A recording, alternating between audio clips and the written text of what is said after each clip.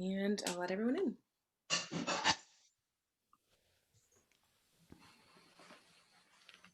I can never get them right.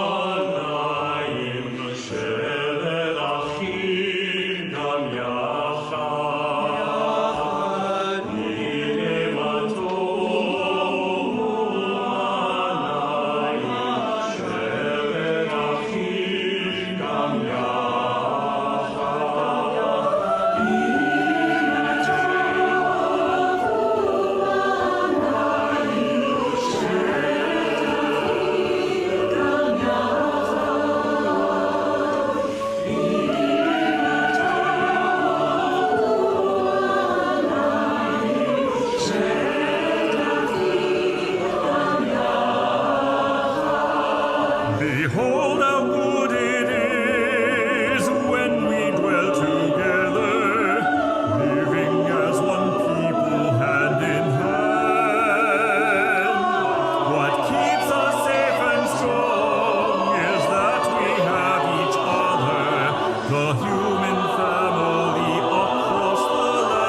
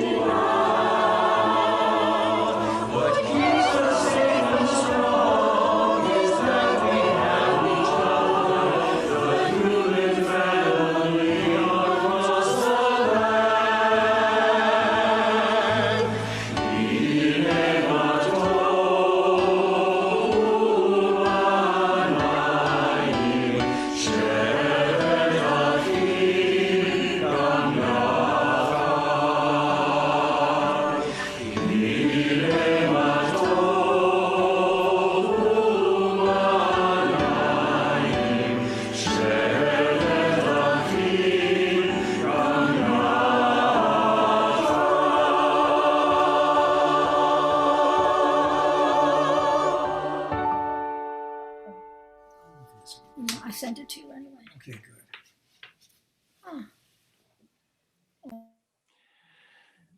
Shabbat Shalom, everyone. So wonderful to see you all here again. I hope that you've all had a wonderful Hanukkah. It's hard to believe that tonight Hanukkah has come to an end, but at least we get to enjoy some more light. And how appropriate that that as the light has increased, that we are beginning to see just the flicker of light at the end of the tunnel. It was so exciting actually to be able to look on my Facebook feed and see my friends who are doctors and nurses beginning to be vaccinated, and just wonderful to have a sense of hope that of course Hanukkah brings to us at this time of year, bringing some light into the darkness. And so we are going to continue to light lights as we welcome Shabbat. And we are delighted to have a special guest with us who celebrated her birthday this week. I will let her introduce herself to all of you. And if you have your Shabbat candles with you, I invite you to light them as we join together in welcoming Shabbat. Shabbat Shalom. I'm Meryl Shapiro-Tushin, and I've been a member of University Synagogue since I was a little girl.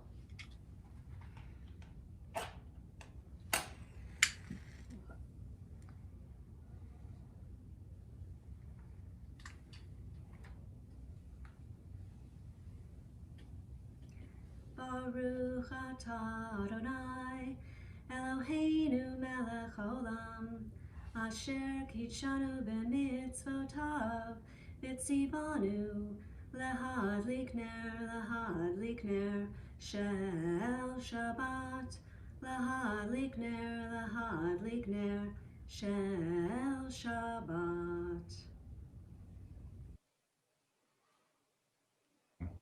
Amen. Happy birthday, Meryl. We'll see you again at the end of the service.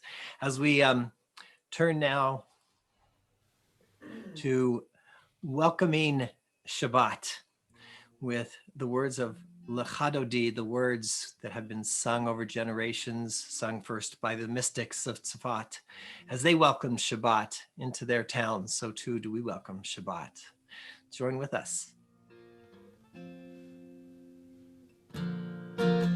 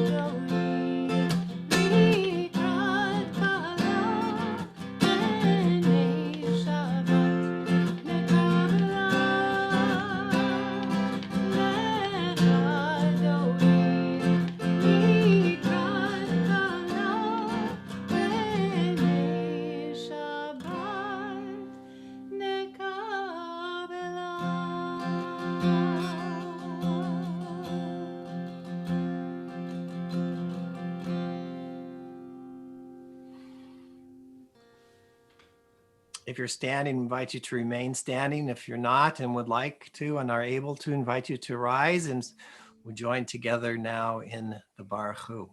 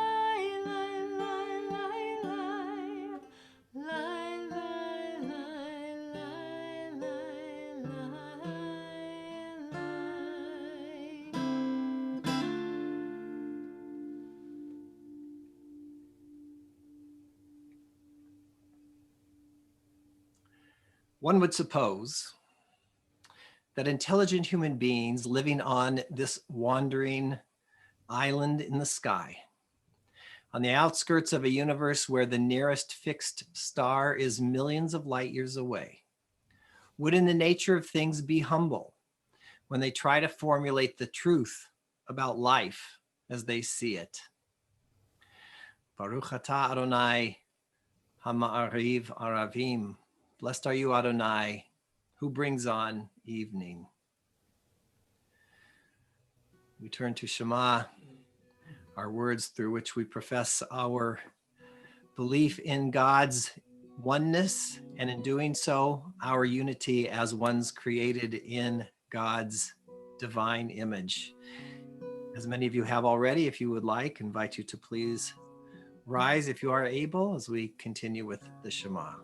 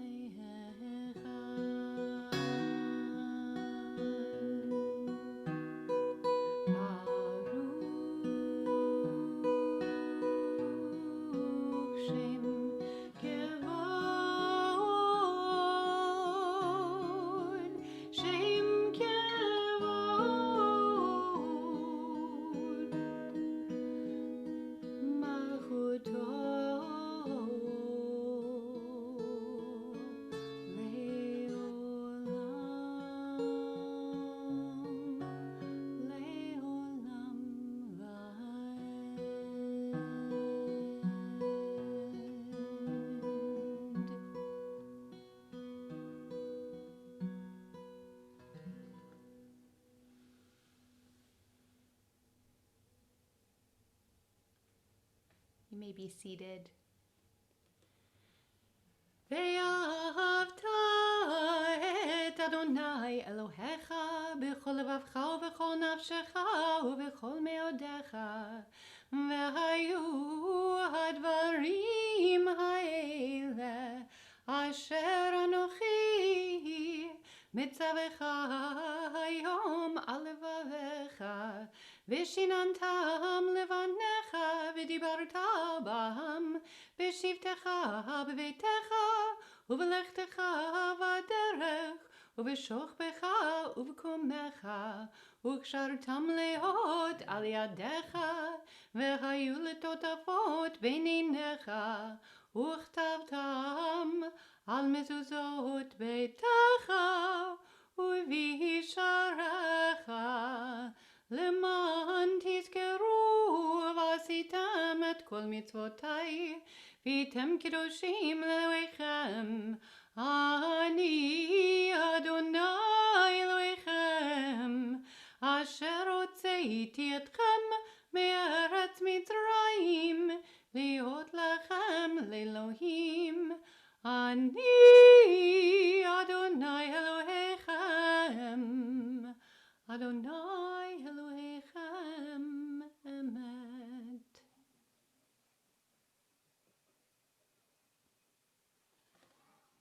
When you humble yourself, God exalts you. When you pursue greatness, greatness flies away. When you fly from greatness, greatness seeks you out. When you force the moment, the moment drives you back. When you give way, the moment is yours. Join together in Mi Chamocha.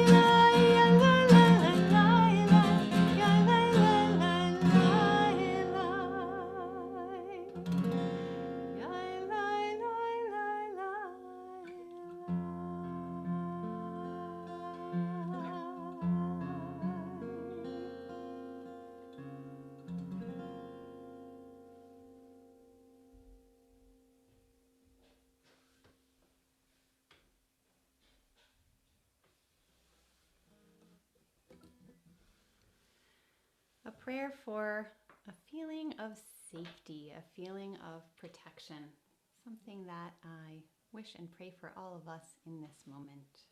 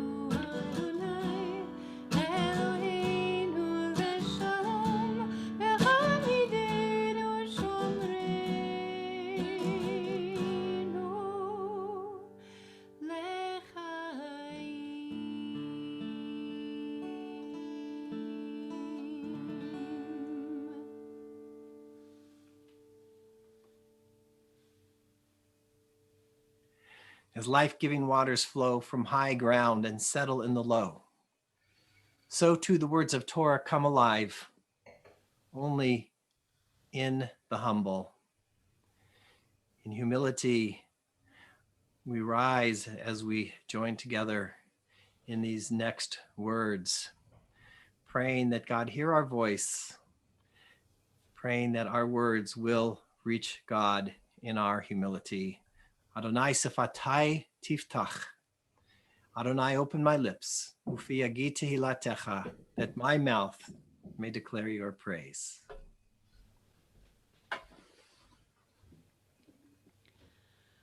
Baruch atah Adonai Eloheinu v'Elohei Avoteinu v'Imateinu Elohei Avraham, Elohei Yitzchak v'Elohei Yaakov Elohei Sarah, Elohei Rivka, Elohei Rachel v'Elohei Leah Ha'el Hagadol Hagibor v'Hanora El Elyon Gomel Chasadim Tovim Mekonei Hakol Mezocher Chasdei Avot Ve'imahot Umevi Geulah Livnei Bneihem Leman Shemo Be'ahava Melech Ozer U'Mosheh U'Magen Baruch atah Adonai Magin Avraham Ve'ezrat Sarah Atah Gibor Le'olam Adonai Mechayei HaKol Atah Rav Lehoshia Mashiv HaRuach U'Morid HaGashem Mechalkel Chaim Bechesed Mechayei HaKol Berachamim Rabim Somech Noflim V'Rofei Cholim Umatir Hasurim ומקיים אמונתו לשני עפר. מי כמוך בגבורות ומי דומה לך, מלך ממית ומחיה ומצמיח ישועה, ונאמן אתה להחיות הכל. ברוך אתה אדוני מחיי הכל. אתה קדוש ושמך קדוש, וקדושים בכל יום יהללוך סלה. ברוך אתה אדוני האל הקדוש.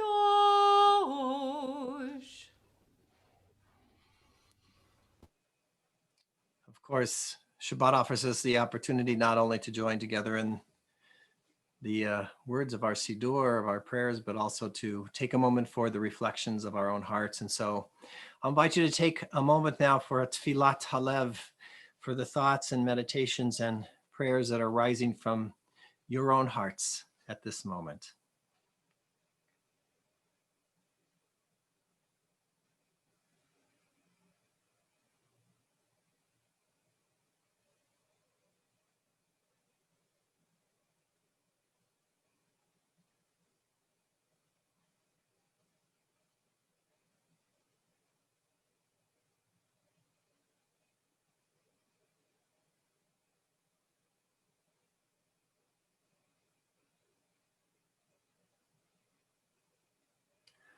Among the prayers that rise from our hearts in this moment are our deepest heartfelt prayers for those suffering illness in this moment. So many who have fallen ill, who are falling ill, those suffering illness not only of body, but also of mind and spirit. For them all, we pray for a refuah shlema, a full and complete healing. Before we join together in listening to the words of our prayer for healing, I would invite you, if you would like, to unmute yourself and share with us the names of those for whom you are praying for their healing this Shabbat, or as we do each week, to place their names in our chat box as well. Rabbi Feinstein, Roz and Sandy Weissman, Barry Richmond, Maureen Waldorf, Barbara Levin, and Julia Mendelow. Josh Mills, Roberta Smith, Rabbi Morley Feinstein, Cindy Lederer, Roz and Sandy Weissman, Nan Zaitlin, Marcy Siegel.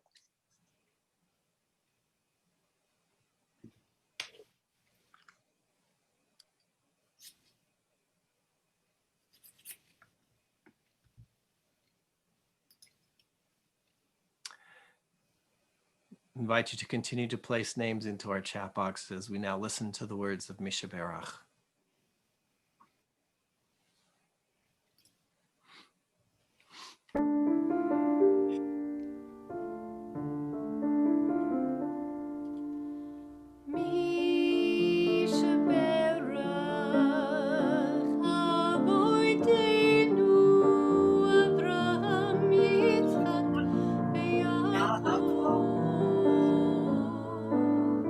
Sarah, Rivka,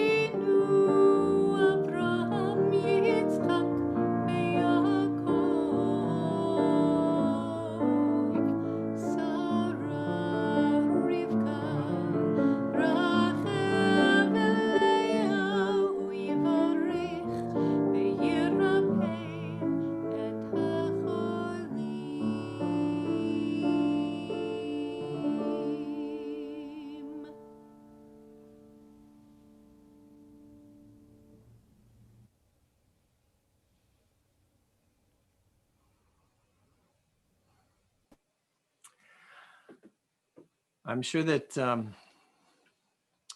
most of you know the story of the Technicolor Dreamcoat. The story of Jacob's favorite son, Joseph, who, due to his childish and arrogant recital of dreams to his brothers, is sold into slavery.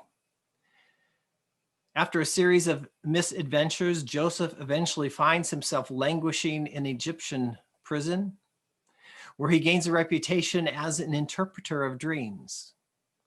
Pharaoh, who has been dealing with his own strange dreams, learns of Joseph and summons him to the royal court to interpret his troubling dreams. And this is where we pick up the story this week. So please enjoy these next few moments.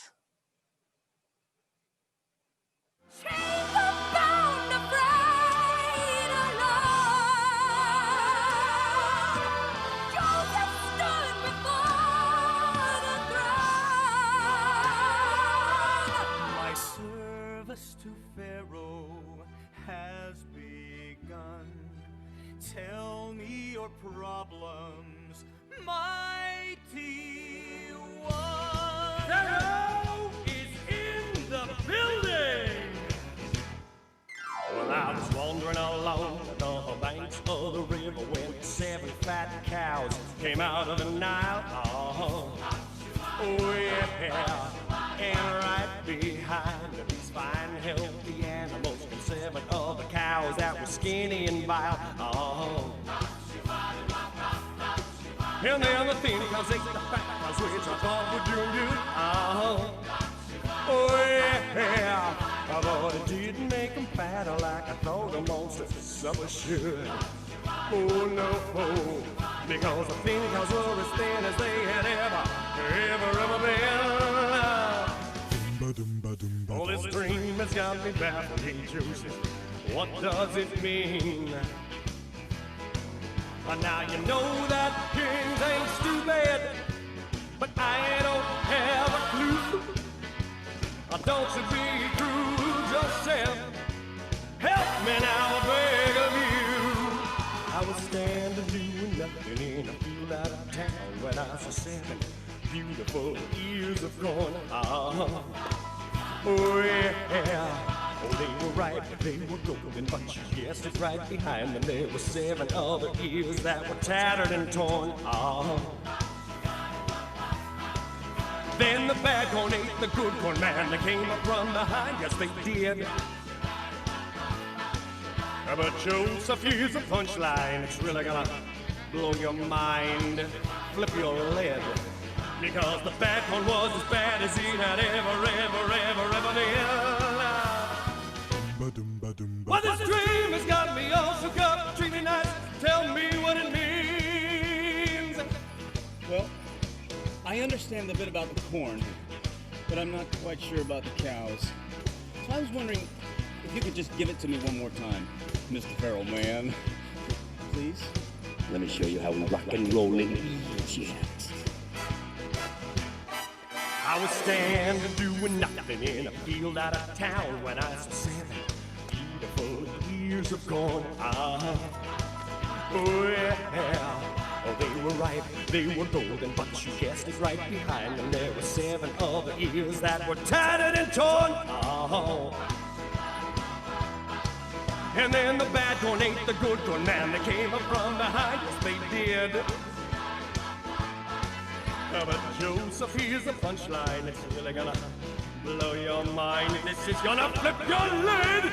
Because the bad one was as bad as he had ever been. Well, this dream has got me all shook up. Treat me nice, tell me what it means.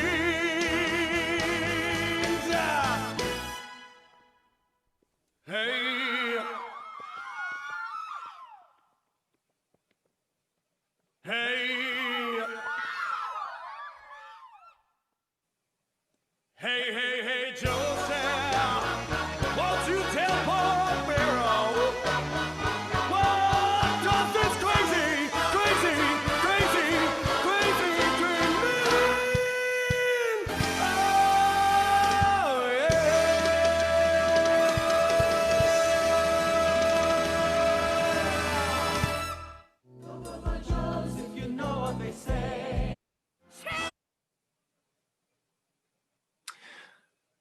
Do you enjoy that?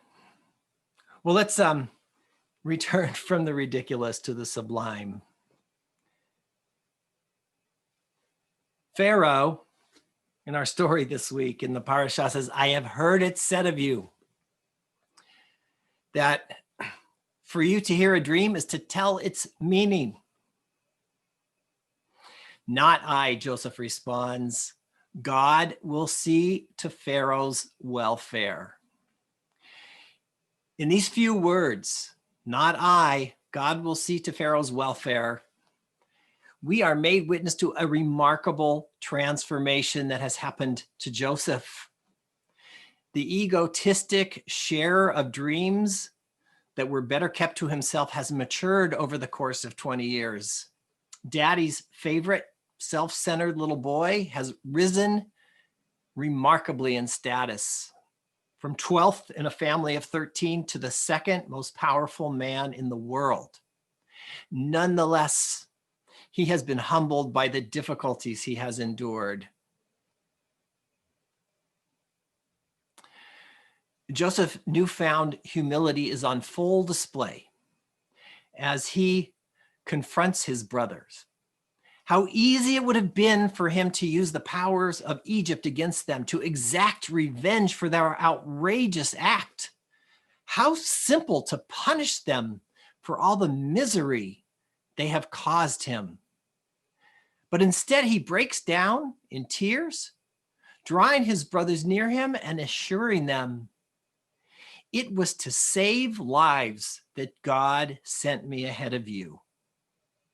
An astounding act of humility and of forgiveness.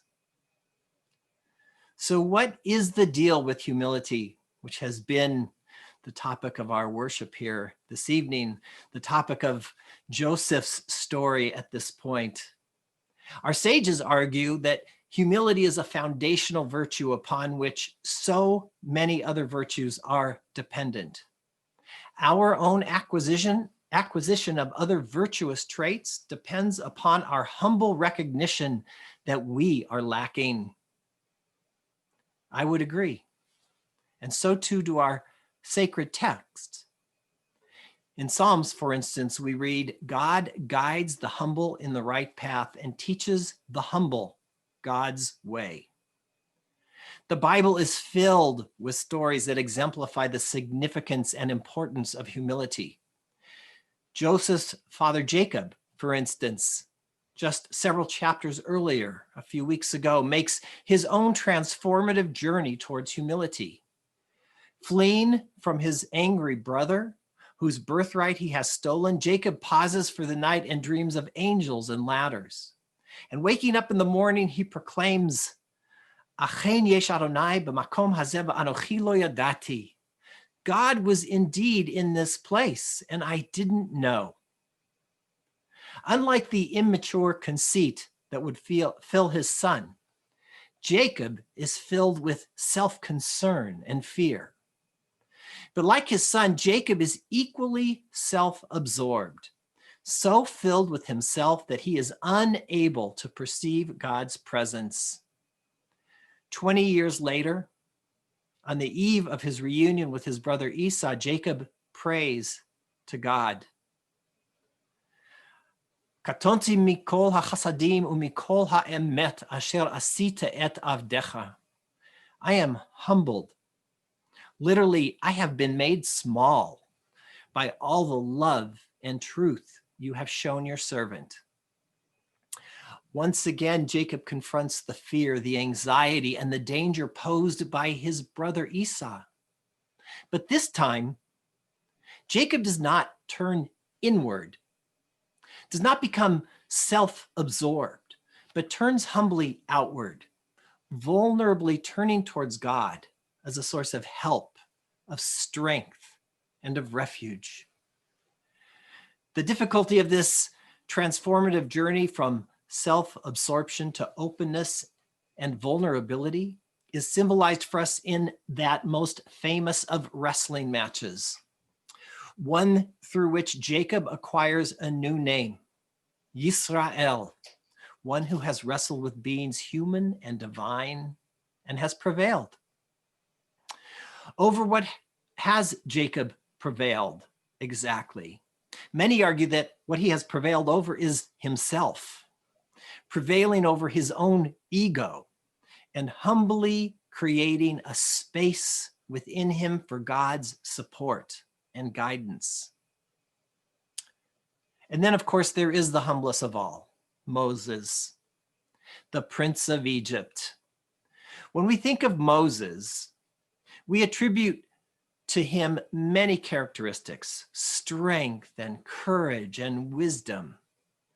But these are all virtues we assign to Moses as we learn about him.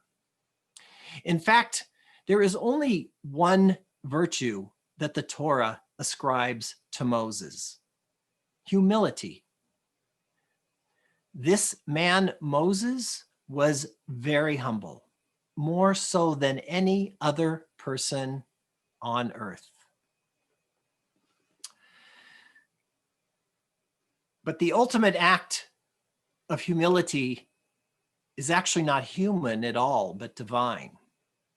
According to the Zohar, the great mystic work of our tradition, it is a supremely humble act of God that even makes our existence possible. You see, before creation, the mystics tell us, there was only God, filling all space and filling all time. In order to create us, God recognized that it was necessary to make some room. And that meant God had to take up less space. In an act called tzimtzum, God humbly pulled back, contracted, left space in which we could exist. Now, if God, in such an act of humility, could create a space for us to dwell, how much the more so we, created in the image of the divine, might contract our egos in order to create a space for God to dwell within us. Indeed, in both Jacob and Joseph and Moses and many more, we witness this act of tzimtzum, of pulling back. Humility is the essential starting place for personal growth and improvement. My personal development must begin with a humble recognition that I have more to learn and more to understand, that I still have a ways to go, that I am not full and complete, that there is still room for improvement.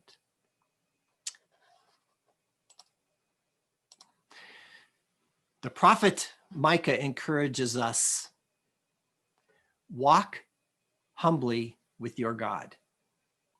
Our sages encourage us to read it this way: walk humbly, and your God will be with you. Let our dream, be of a world where all walk humbly through life, that we might all feel God's presence always at our side. Kei nihi ratzon. May it be God's will. Shabbat shalom.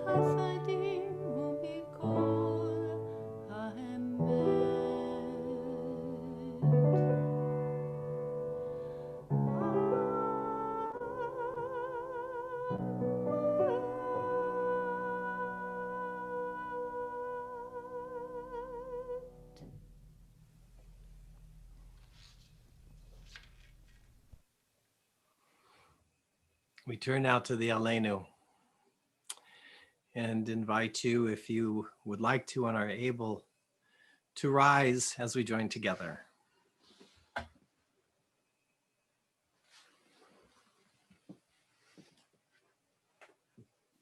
עלינו לשבח לאדון הכל, לתת גדולה ליוצא בראשית, שלא עשנו כגויי הארצות, ולא שמנו כמשפחות האדמה, שלא שם חלקנו כהם, וגורלנו ככל המונם, ואנחנו קוראים ומשתחווים ומודים לפני מלך מלכי המלכים הקדוש ברוך הוא, ונאמר והיה אדוני למלך על כל הארץ ביום ההוא יהיה אדוני אחד ושמו אחד.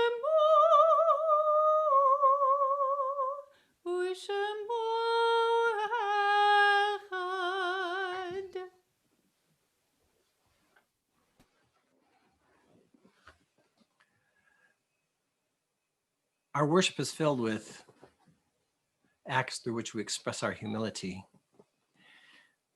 Many times we bow, as we just have in the Aleinu, recognizing that we do not journey this path alone, that God is with us, supports us, loves us, encourages us. And indeed, as we come to the end of our worship, we once again express our humility. In the humble act, we remember lovingly those whose shoulders we stand upon. We humbly recognize that we have not made it here alone. We have made it here. We are here because of the love and blessings of those who came before us, who shared their lives and their blessings, their values and their virtues with us. We hold them dear in our hearts, and as we call them to mind, they live within us, a source of light, moving us on, each in our own lives. As we each remember our own loved ones, we remember especially those who have been lost in recent days, whose families are in the period of Shiva or Shloshim, the first 7 or 30 days of mourning. We remember Irving Berman, father of Gail Berman Masters and Bill, grandfather of Alex and Jacob.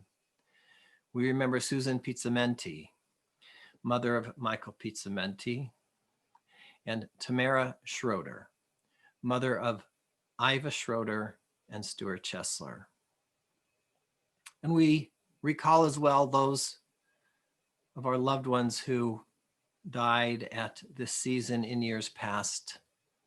We remember Solomon Baer, Sam Cohen, Ruth Cooperman, Alon Eliasher, Saul Feinstein, Jeffrey Feldman, Irving Fontaine, Barry Friedman, Hershey Glantz, David Golad, Susan Hamrell, Jean Israel, Marshall Jacobson, Sylvan LeBeau, Oscar Lazabnik, Mildred Marmer, Lynn Sarah Miller, Erna Ornstein, Sung Fan, Dessa Ross, Marion Ruvelson, Dorothy Silverstein, Saul Skolnick, David Sprung, Elliot Ullman, Sam Weissman, Ruben Werlin, Barney Weston, and Daniel Weeder.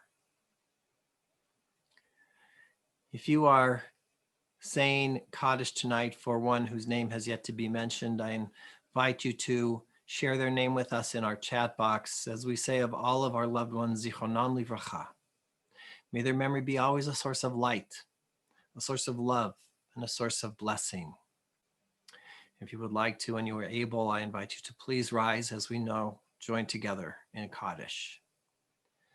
Yitkadal, Yitkadash Shemei Rabbah, Be'alma divrach Yirutei v'amlich malchutei, B'chai yichon v'yom u'b'chai dechol Beit Yisrael. Ba'agala uvizman kari v'imru, Amen. Yehi Shmei Rabba Mavorach Le'olam Ul'amei Almaya. Yitbarach v'yishtabach v'yitpa'ar v'yitromam v'yitnaseh. V'yithadar v'yit'aleh v'yithalal Shmei Dekudsha Barichu. Le'elamin kol birchata v'shirata tush b'chata v'nechemata. Da'amiran be'alma v'imru. Amen. Yehesh lama rabba min shamaya v'chayim aleinu ve'al kol Yisrael v'imru. Amen. Oseh shalom b'mromav. Hu ya'aseh shalom. Aleinu ve'al kol Yisrael v'imru. Amen. May the source of peace and peace to all who mourn and comfort to all the bereaved among us. As we say, Amen.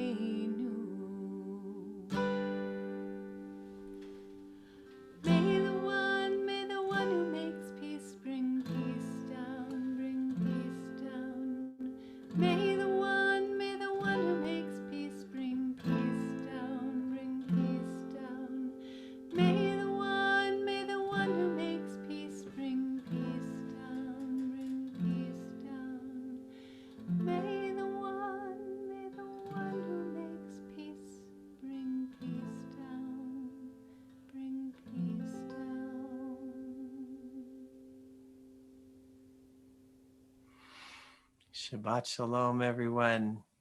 Invite you to take your Kiddush cup, if you have one with you, if you'd like to rise as we join together with Meryl, who will lead us in Kiddush.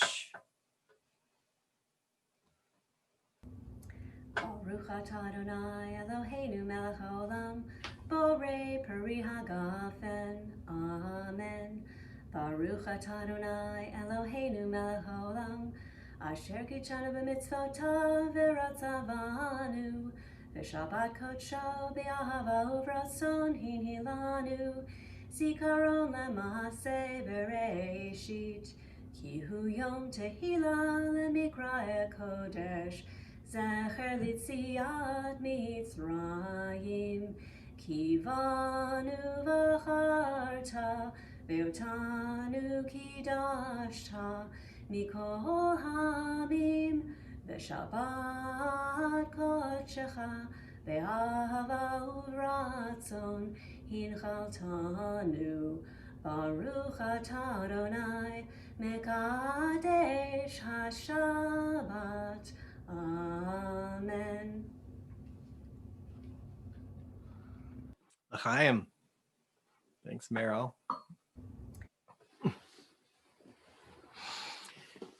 And if you have a challah, gather around it and we'll join together. Baruch atah Adonai Eloheinu melech haolam, hamotzi lechem min haaretz. Amen. Shabbat shalom. Well, it's kind of a quiet week, actually. But there are, of course, a few things going on. Chevrat Torah this week and next. We invite you to join with Rabbi Feinstein and I believe his daughter-in-law next Friday as they lead us in Shabbat worship at 6:30 p.m. So we should invite you to join with me on Wednesday for the Stories of Music. I believe you have to register through Sisterhood, but we'd love to have you join us. Those of you who haven't, it's a wonderful series that we've been participating in, learning about the intersection of Jewish music and life in America. So I hope you can join us for that as well. So with that, I'm going to welcome all of those of you who are joining us from university and from other places, both here in Los Angeles and around the world. We're so delighted to have you all with us. I want to wish you all a Shabbat Shalom and invite you at this time, if you'd like, to unmute yourself and to wish each other a good Shabbos. Great to see you all here again this Friday night. Shabbat Shalom, everyone. Shalom.